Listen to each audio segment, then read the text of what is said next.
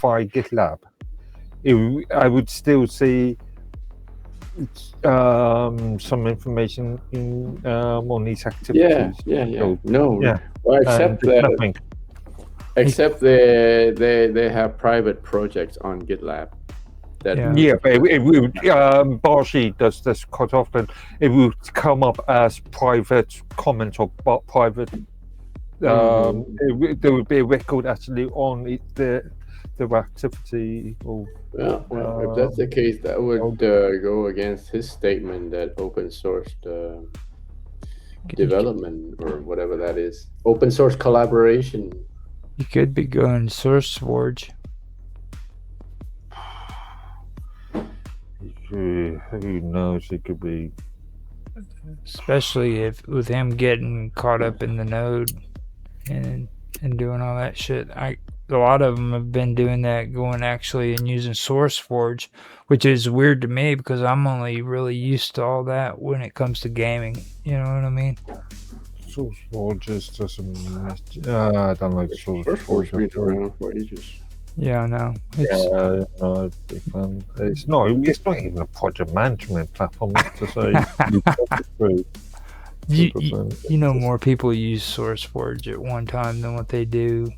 Yeah, to upload binaries, to upload. I'm just saying. Completed projects, complete applications, but there's no project management abilities in that. Well, I mean, now that you got GitHub and everything, but it's like I don't even like GitHub because GitHub really lacks decent project management facilities. Or GitLab or all that stuff. So at least GitLab, you've got actual things like issues are segmented and roadmaps are segmented. With GitHub, it's just I don't like the layer. It's just it can't really be used as a project management platform. So SourceForge now had Git, so it has source version control, source version control. I don't think so. It does. Yeah, I just checked this site. So it has sourced version control.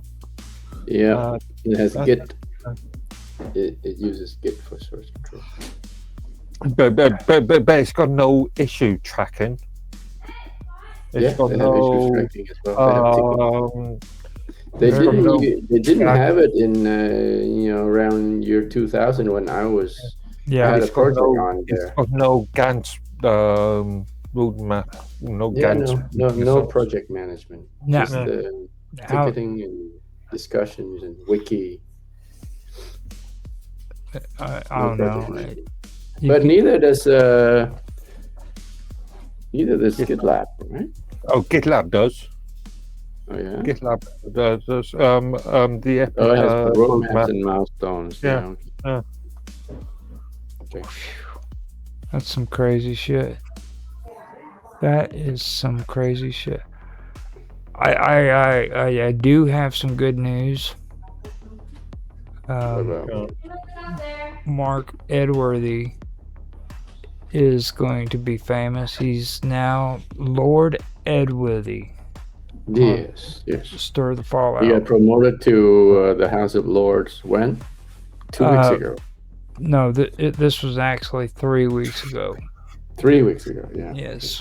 So that's going to be coming out in April, and it's going to be I've started doing the editing for the first episode, which will be finished. It's going to be really, really cool. So, will you start selling it on Audible? I could if I wanted to. I could do it, but I've listened to some really crappy stuff on there, so yeah. Don't be shy. You wouldn't be the worst. Well, I mean, I'm going to be adding sound effects and stuff. I'm going to take as much effort as I can. Like, there's going to well, first of all, it starts out like Stir the Fallout is like a headline news kind of thing, and it's a parody, comedic kind of stream that I'm turning into also a recorded version of it, and it's going to have all of the sound effects. Like whenever breaking news comes out, there'll be like the sound of wrinkling paper, and then there'll be like a background of it being like in a newsroom. You know, you almost killed me yesterday. Oh God, Thursday. Well, you only bit your lip this time. Last time you gave yourself a black eye. I was extremely exhausted by the end of that. Well, I mean, you did a really good job, believe it or not. I was amazed by it. Like you're getting so much better with it than what you were before. Yeah, well, you did really great. I was really impressed with you on that one, because when it comes to Lord Edworthy's thing, you did really good about getting that out. And I don't know for sure how far we went into the headlines and the ad blocks, but I think we did all of them. I have to go back and check it again. Seriously, guy, about the Audible thing. Once you got this rehearsed and fleshed out, you should consider. You have a drama group. Yeah. With Otto and Bob Dub and you and Mark. And I also told Bob Dub and them that if they want, they can use a version of it on the Infinite Imaginarium. She didn't know exactly where she could put it, and I said, I'll just send you a copy. You put it wherever you want to. You know what I mean? So, because it was like, that's who was mostly involved with it. It was me, Mark, Bob Dub, and Otto Excelsior. So this is basically a Minds collaboration. You know what I mean? It's like, so it's a big deal. And I would mention Dragus production, but Mark Watoshik is a sourpuss who says horrible, mean things about Minds.com, and he he does? Yeah. He doesn't like browsers, VoIPs, and all that stuff. So I'm not going to say anything nice about the guy. And on top of that, he listens to ska music and hickerbilly. So he's lost all credibility. Yeah. You know, he has a radio show. Come on, dude. Seriously. You know what I mean? Everybody. It's like, I get so sick of being around all these people when it comes to radio. It's like, you know how much crap they do just to freaking be on the radio? Mm-hmm. You know what I mean? Just think of the audience numbers. Whatever, dude. None of that shit's real. It's a real show on some like radio frequency. All their, all their thousands of views that they brag about, that's the equivalent of like 10 real views on the internet.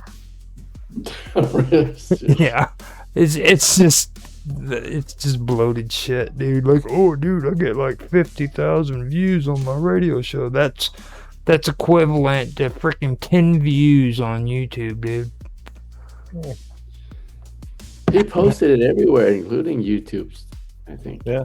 Well, I mean, those are separate from what you get on the radio. Like, right. You know what I mean? Like additional listeners is how you would have to say that. It wouldn't be views; it would be a listeners, audience count. Well, he must be doing something right. As these companies would see lack of advertisers, and therefore would shut down, would not use them. Oh, you talking about the radio They do shows? something, yeah. You talking about? Whatever, dude. Freaking, I mean, come on. You know what I mean? Like, these advertisers on the radio shows are begging for people to get on there and do it because radio's on its way out. Okay. Wait, but I don't know. yeah, but that's the thing. He has advertisers, and he's making money off of it, right? No, he doesn't make money off of it. And he does that on his own for his own reasons. But he does. Show, he's not getting paid. No, he does it. He does it out of love. Out of love of the radio, which is a good thing. You know, just so if anybody's listening, I'm just joking about Mark Watashik. He's a cool dude. I'm just picking on him because you have to pick on somebody that freaking listens to freaking ska. I'm sorry, but like the only good thing that came out of ska was like Cake. That was it. Cake? Yeah, the band Cake. That was it. Nothing in there. That's it.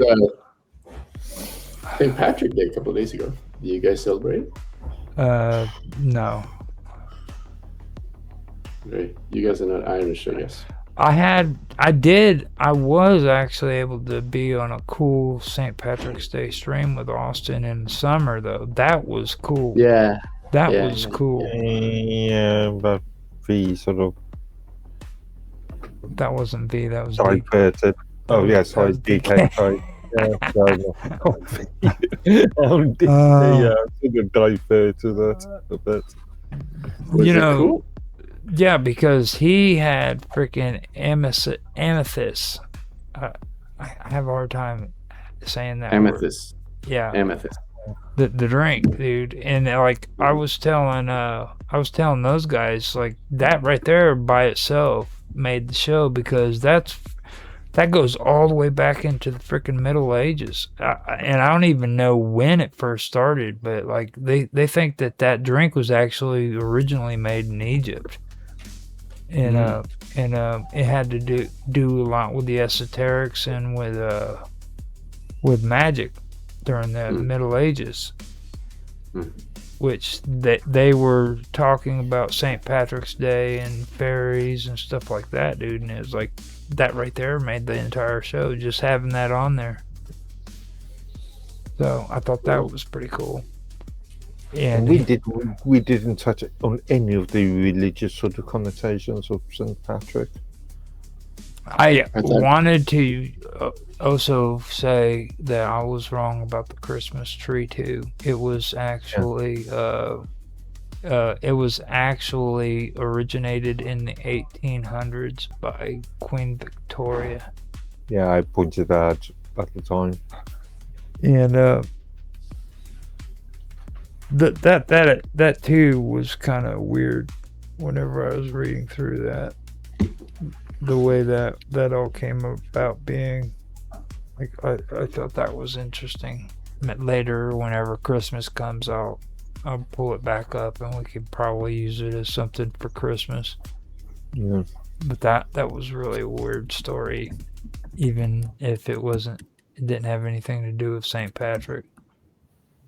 Yeah, you sort of inferred that. Well, I've heard that in Ireland in what, the 5th century. I've heard that for the longest time. I can't even tell you the first time I actually heard that St. Patrick incorporated the Christmas tree into Christmas so that he could convert pagans over to Christians.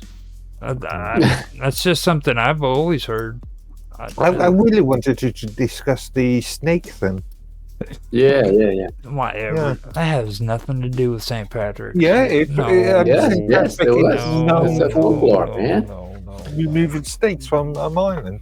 That has